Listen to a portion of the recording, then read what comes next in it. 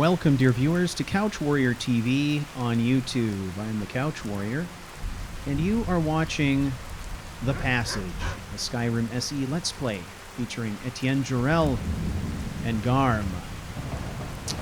Alright, so at this point we are enjoying some beautiful weather. We are in an out-of-the-way spot on a cliff face that is overlooking our next target. However, the weather is horrible at this point. We have built enough of a fire to keep warm and to cook some food for this evening's meal, but we are keeping it small. We don't want smoke plumes rising up that our adversaries can see. So at this point, we'll start by trying to enjoy a warm meal. We'll even have some ale. That seems pretty good.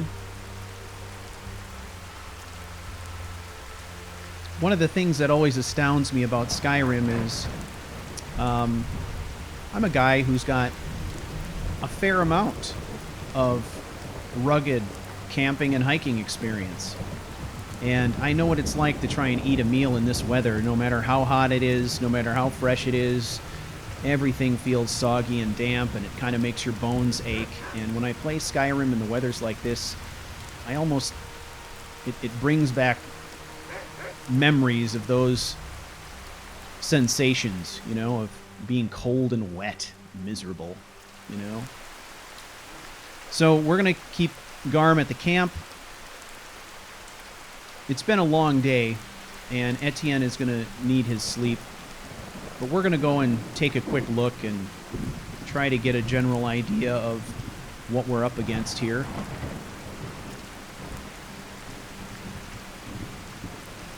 First of all, it looks like we're up against a cave bear, potentially, that could muff up our plans if we're not careful. Oh, that's not good.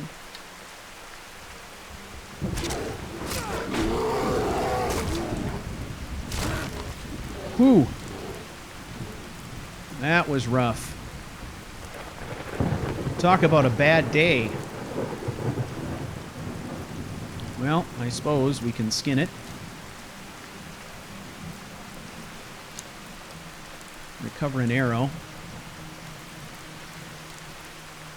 Makes me wonder, actually, if we can recover the arrow we shot over here. The arrow I was so convinced was going to hit successfully and didn't. Yeah, and who's to say where that went? Alright, that's fine.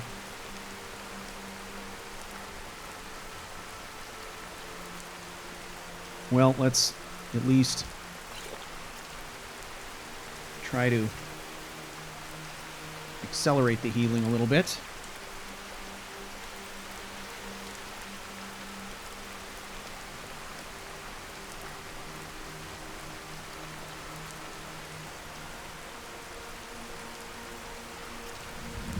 All right. Now my plan is, let's do a time check here. Okay, it's 10 p.m. This is a camp that we're definitely going to attack in the dark. And we can't do it now in our current state. Just too exhausted, have been up too long, so we're going to have to wait a full day here. That gives us a bit more time to recon things, however. And there are a number of things here that potentially could work in our favor if we do this right.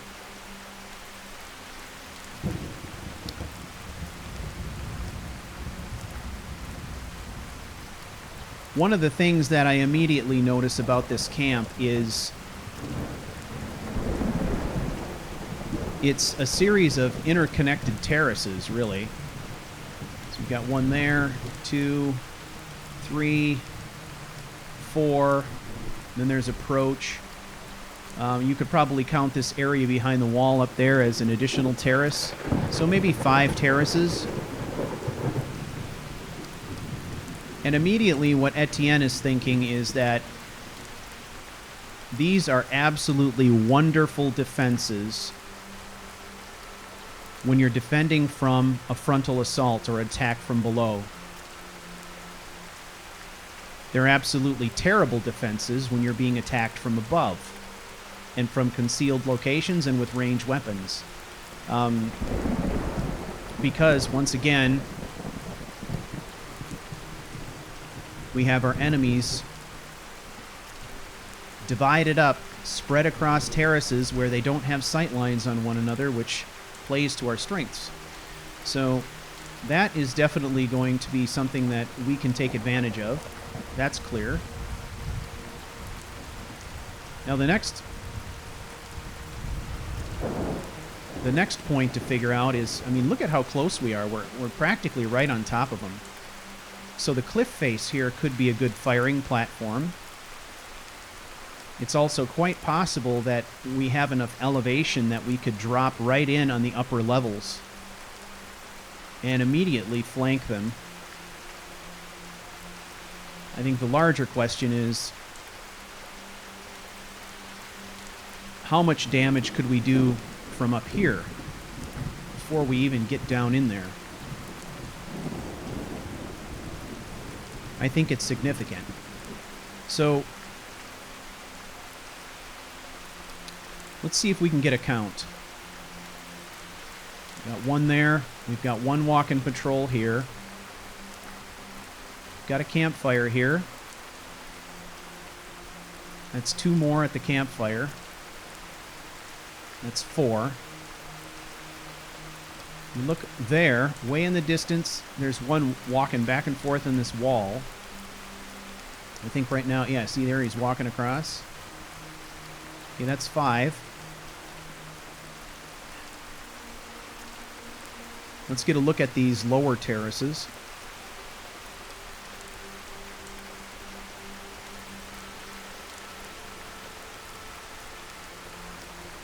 So one at that campfire there.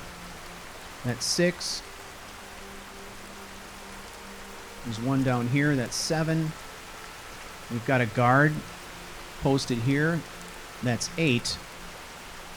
So we have a minimum of 8. And I would guess that there's also a handful of additional Forsworn who are somewhere in this encampment but are either concealed from view or are inside a tent where we can't see them right now.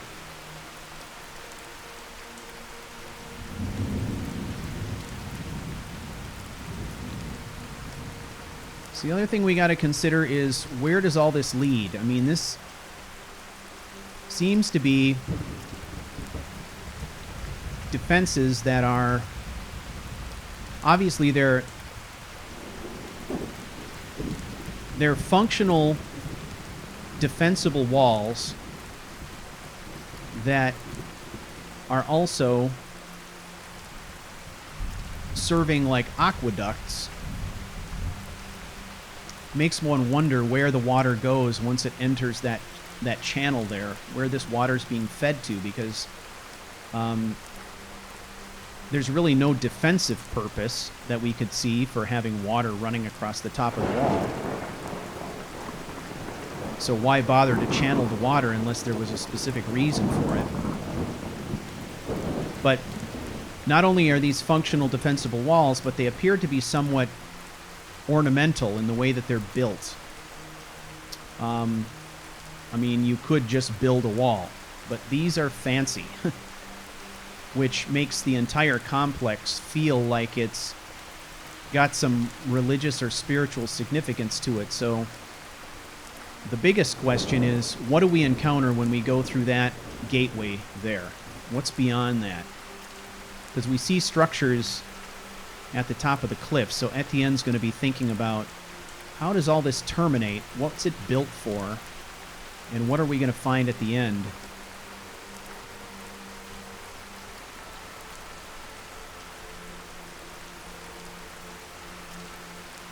Well, these are all good observations for now. We've got to go get some rest. Otherwise, we're going to be in deep trouble. Hopefully, we'll get some good weather tomorrow and we can laze around in the sun a little bit, too. Get some additional rest during the day.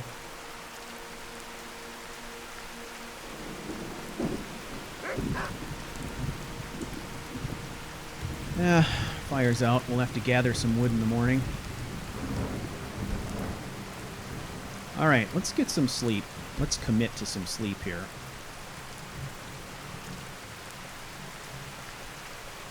Previous day was long. We're going to say he's going to sleep in a little bit.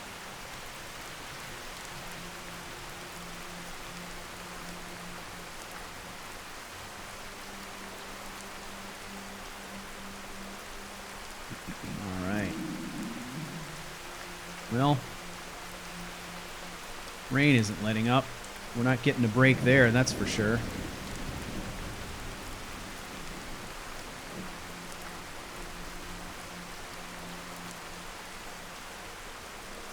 Finish off the stew. Some cheese and a green apple. Some water. Time check. All right. Almost 10:30 in the morning. Let's have a little look around, shall we? Investigate our surroundings a bit.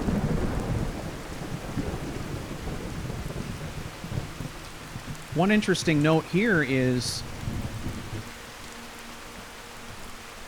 look at right here. I mean, this region right here represents sort of a line of demarcation between the Reach and the forests of Falkreath.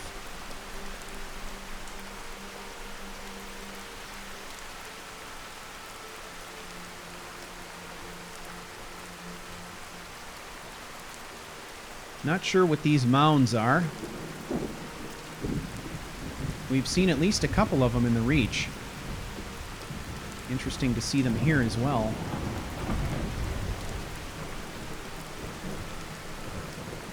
Whoa.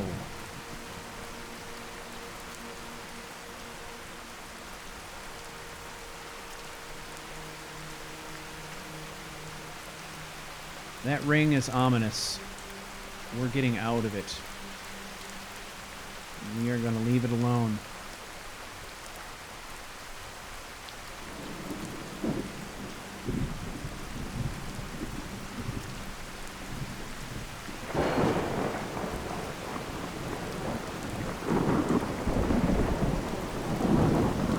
So I've gotten a lot of positive feedback from people on the idea of having special episodes that are all a discussion of Etienne's development as a character.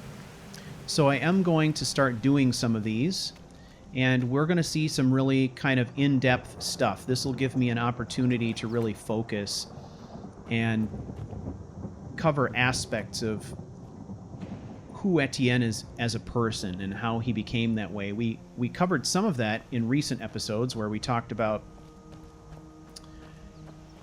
his weaknesses, or rather his vulnerabilities, and how that led to this estrangement with his sister. There's a lot more of that kind of material to cover, and we're starting to get into the aspects of Etienne's character background that are really interesting and have a lot of meat on them. And it's where we're starting to really dig in. I think we'll be digging in a little bit more into some of Etienne's secret past, which will be fun to discuss. So I'm looking forward to kind of revealing some of that stuff to you and having a discussion about it.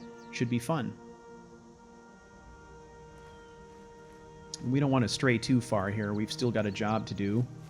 With the weather clear, we might be able to see more of that camp now. All right, let's make sure that we are taking full advantage of our instincts.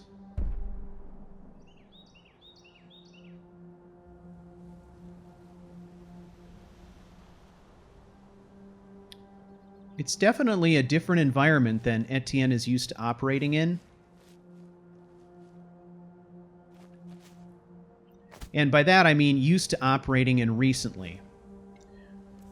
One of the things we have to remember, of course, about Ettient is that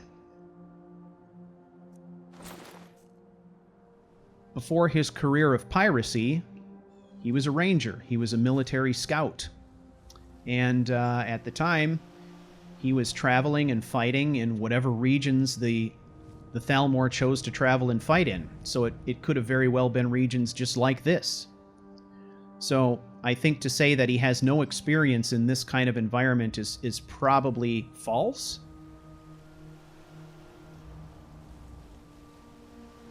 But his most recent practice, of course, has been in the Reach, which is very unique in terms of land features and undergrowth and, you know, stuff like that.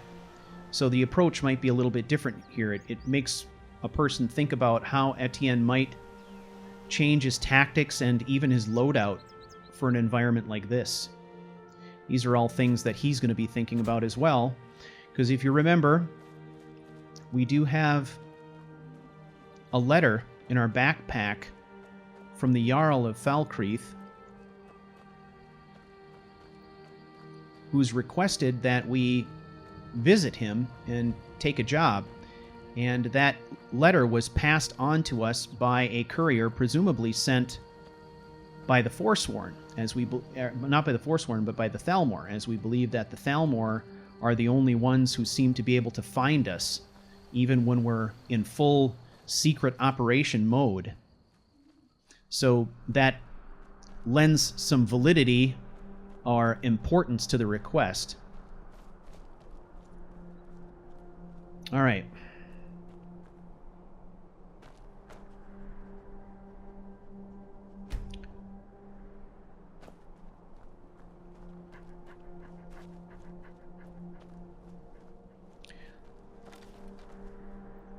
Let's go and have a second look.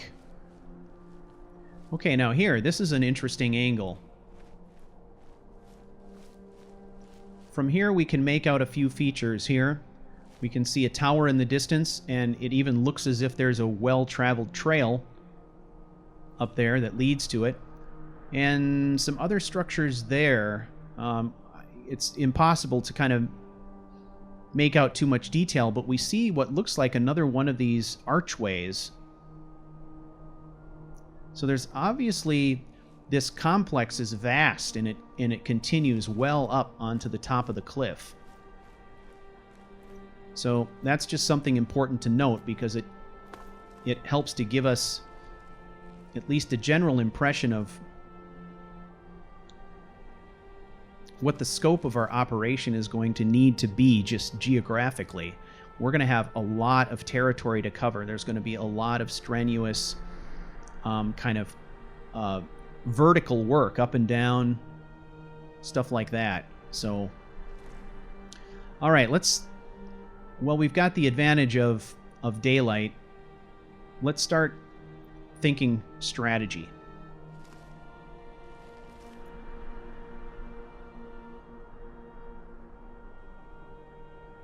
Now we've got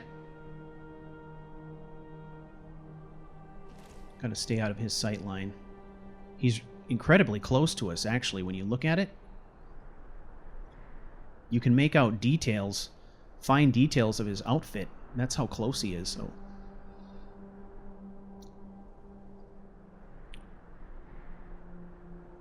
I'm feeling like, really, our best option for dropping into the camp is at this terrace level right here. We have a guard who's walking over in this area. We don't know if there's people inside these tents, but we do have some cover here. The question is, what do we need to do in order to ensure that we can safely drop into the camp there? There are potentially a lot of targets that Ettient could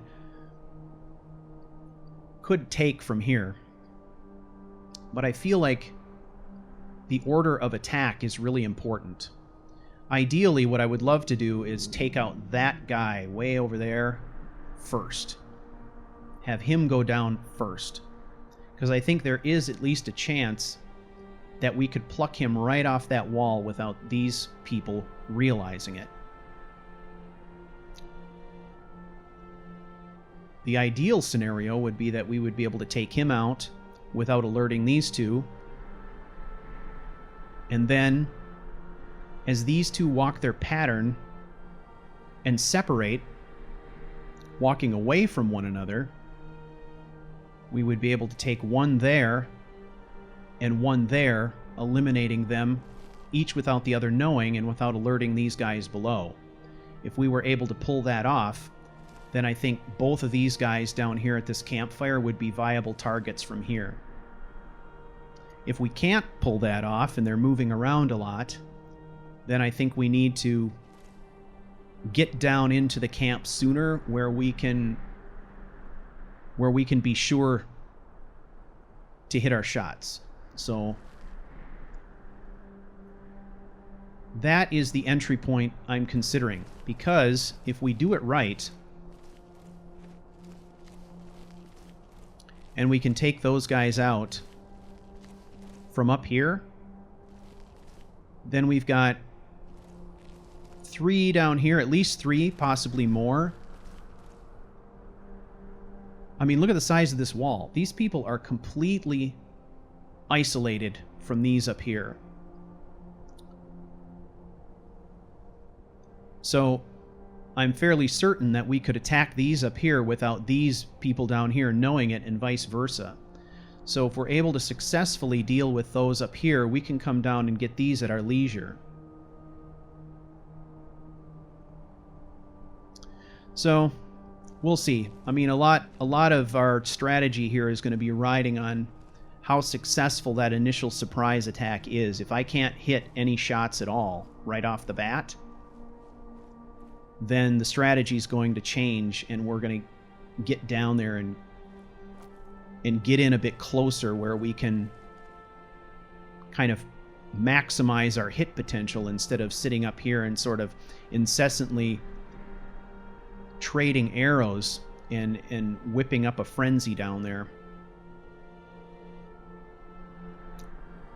The more frenzied they are, the more they move, the more difficult they are to kill. So I think that's our strategy. Once we get through that archway, then it's going to have to be, we're going to have to be flying by the seat of our pants, because once we launch the attack, anything from this wall down we could successfully kill and still not be prepared for what's up in there. We still don't know at the point that we hit that doorway whether or not anybody here was able to raise an alarm back there. We just physically just can't see what's going on back there, which makes it a huge, mysterious kind of a question mark. So that is that.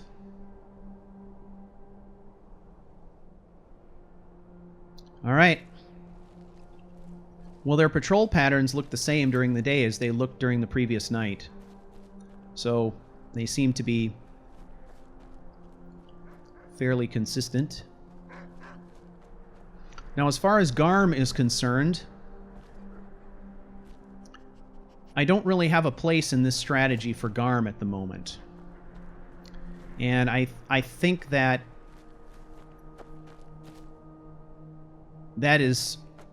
that's simply the way it's going to have to be. I feel like this is definitely going to be a solo without dog kind of mission.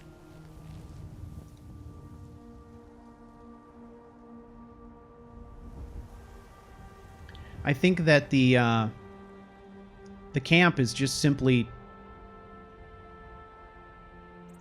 too massive. It's too massive, and there would be no way for us to focus the dog's attack like we have in smaller camps, and it would turn into a situation where we would constantly be making spur-of-the-moment battle decisions based on which way the dog was running, and we just can't be doing that, so... Alright. That's it, ladies and gentlemen. Let's see what we've got here. I don't remember. I'm pretty sure that I haven't brought a tanning rack with me. The other thing that we've got a lot of here is a lot of gear on us. And I'm thinking for tonight's raid, we are going to find a way here to temporarily store a bunch of stuff. Maybe we'll use our knapsack trick again. I don't know. But I'm thinking we need to shed some weight, be as mobile as we can possibly be, get rid of the backpack, and go into the fight without a bunch of extra weight on us. We certainly don't need to be carrying an axe and, you know, all of this junk. So, why don't we start out by doing that? So the routine, let's go through this again. We've done it once before, and it worked pretty good. This is going to be, obviously, a temporary storage thing for us. So we're going to use console to do this. And I'm just going to type in help. Canap. Alright. And it's going to give me some matches back for knapsacks. And then I'm going to do... I'm going to mistype a bunch of things. Player dot place at me. And we'll just pick one of these. 1722D. Just one of those. Okay. You can see how it kind of pushes me aside there. That the knapsack is actually appearing at my feet, right where I'm standing. So now we've got our knapsack. We'll take the items that are in it, because, wow, those are actually useful. And let's start stashing some things here that just are weighing us down. Crafting feathers have almost no weight. I don't know why I'm saving those hound collars, but I am. Empty water skins we're keeping. 19 fur plates. We don't need those on us necessarily.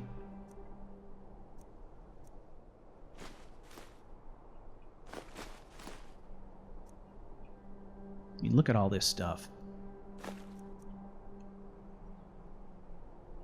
I think a big part of our problem is that we have a lot of stuff that we could use here to craft different things and, you know, keep working on our smithing skills. But the problem is that, you know, Ettient is just... He's continually on the move. He's continually fighting, and more often than not, when we do encounter a place where we could actually work, we're severely limited in what we can actually do by the fact that there's, you know, enemies around and, you know, crazy stuff going on all the time. So, we need that. We need that. Got our daggers. Woodcutter's axe, we're going to leave that behind. Alright. Let's go to apparel. Bandana has no weight. Bosmer boots, leaving this stuff.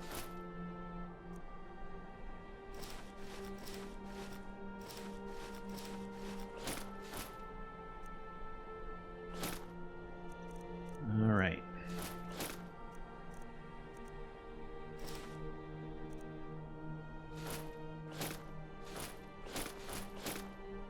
Ring of Conjuration. Love to sell that. Okay, steel cuff boots. These aren't the boots we normally wear. These are ones we picked up to maybe sell. Same with that. Fur and hide cloak. I don't think we're going to need the fur cloak here. Well, we'll keep it on us. We've used it in the past as camouflage. Okay. So, if we look at our carry weight, it's looking pretty damn good now, so... Got lots of notes and different things here. We'll keep the notes, but we'll... Anything that has the ring of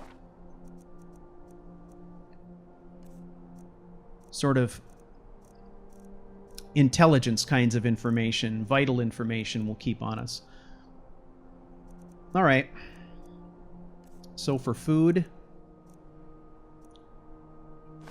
don't need the carrots. Soup and ale doesn't make sense.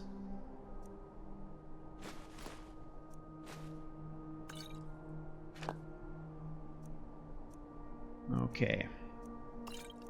So we've lightened our load. We've got really basic food items in case we need them, and water. Anything that's unnecessary has been placed in our knapsack. All right, that puts us in a little bit better situation. So then on the apparel front now, we should be able to simplify here, I think. Take a minute for that to reset. All right.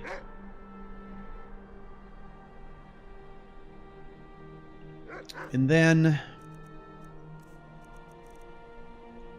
for apparel, I do like the idea of the fur cloak, just because I feel like it blends well with the rock faces in this area, so maybe that would give us at least a little bit of camouflage. That's my reasoning anyway. All right. Time check. All right. 3:25 p.m.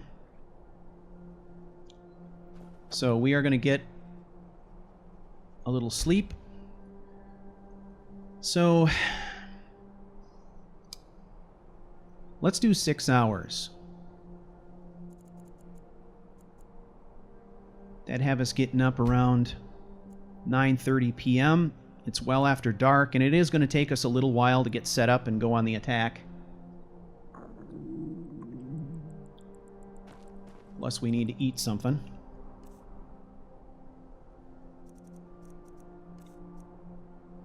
Cheese wedge. Salmon steak. Some water. All right. Let's head out. I think we're going to do this skill level up, too, prior to the attack.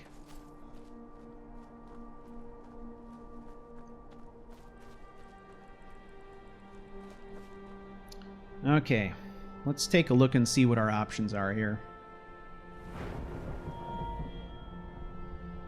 All right. Goes into health. Okay.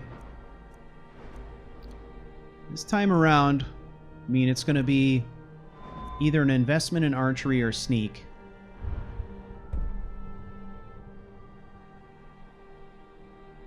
So last time around,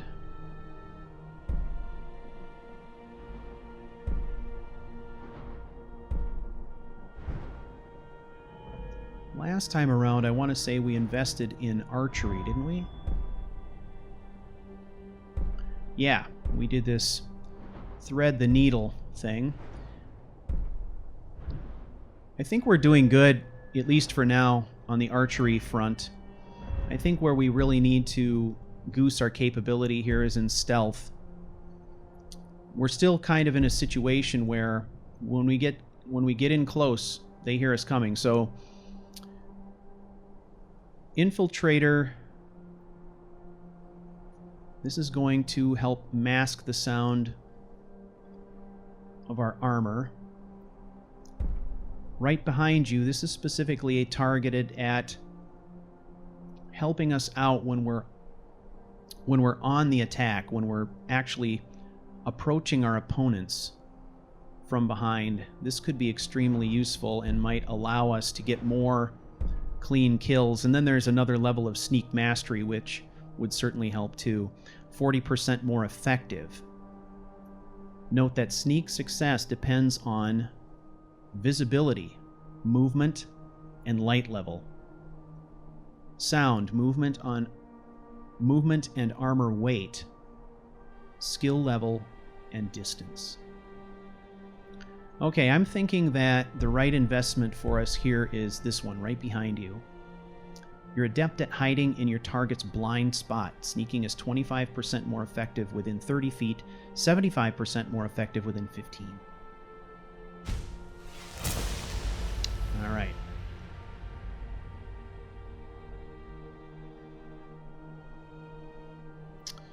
That's, I think, a pretty good investment.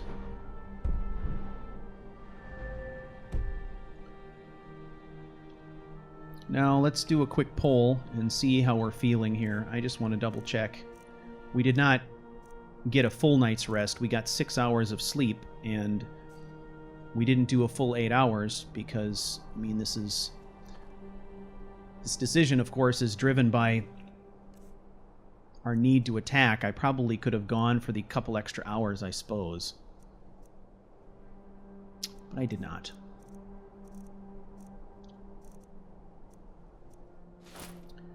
All right. Well, let's get up in our perch here. See what we can see.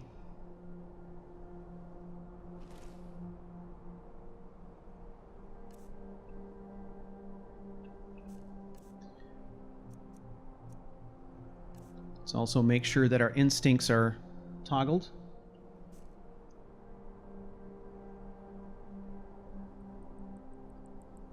Okay, so we've got a guy here.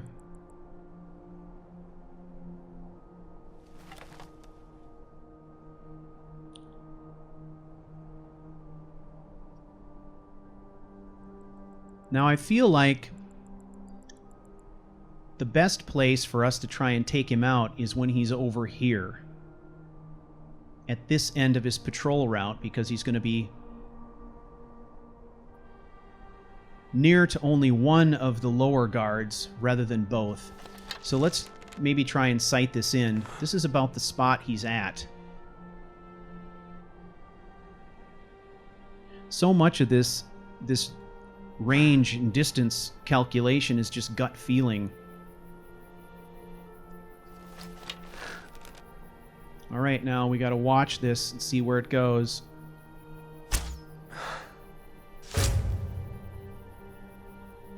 Did it take him out? It did. Nice. I honestly didn't expect to hit that shot. I don't know why. I didn't. I judged that one right, I guess. Okay, see, now that worked out great.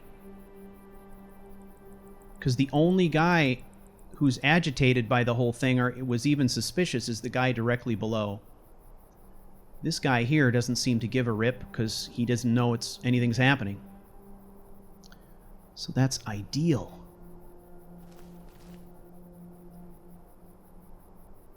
All right.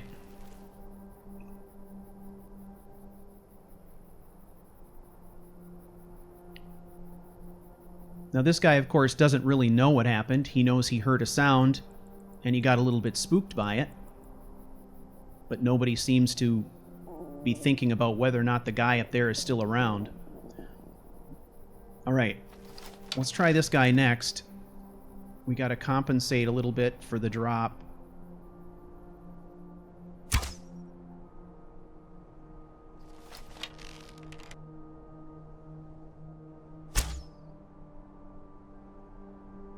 Okay, that's 2.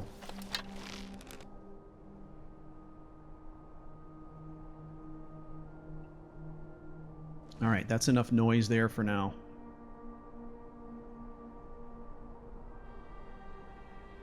You can't hit them all, so the question is, how much do you continue before you move on?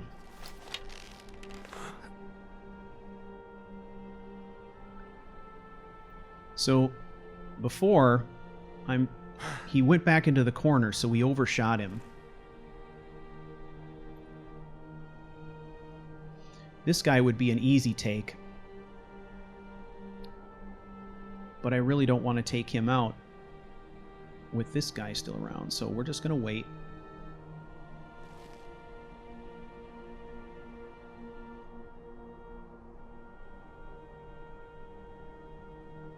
So much of it is just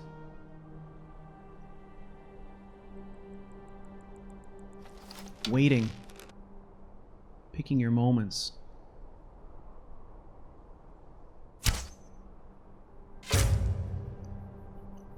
There we go. It's just like it's like firing artillery, where you're firing shots that you're using to walk subsequent shots into the target.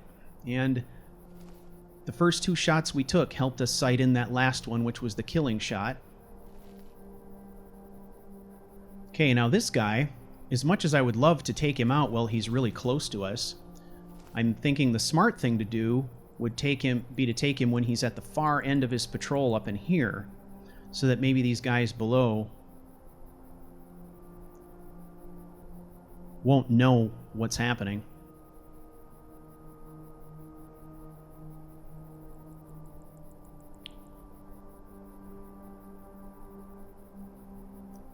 I haven't been watching him really long enough to know where he stops and how long he stays there. Oh, look at that. He's right behind that pillar. So that's a lousy shot right there.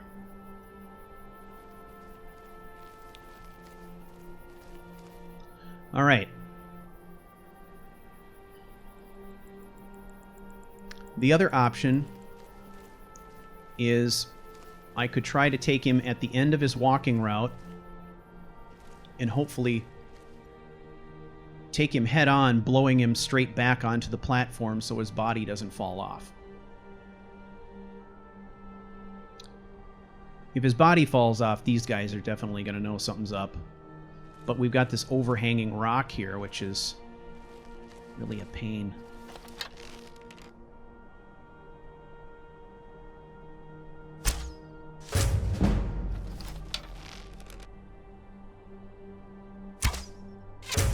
Okay, he's down.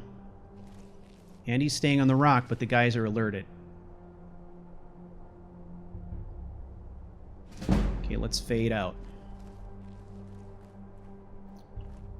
We got to keep... I want to keep eyes on them a little bit here, though, because I want to know how far they go. They hear a noise. They go up the stairs.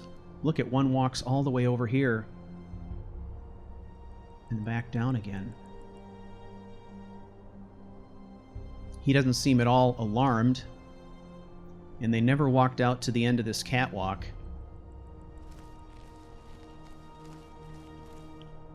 So now, we're going to take these guys, and I'm going to go in this order. 1, 2, just like that.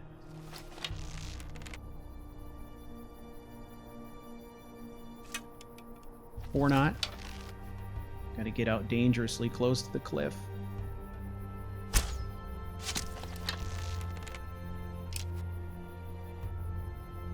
Alright, we're out of our money arrows and we didn't get the job done.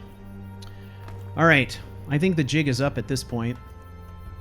Let's see what we've got. Steel arrows at 9.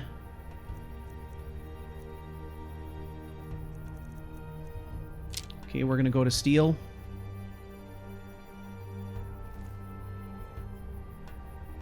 So we've got 2 guys down there who now realize that they're under attack. And so that means we got to move in.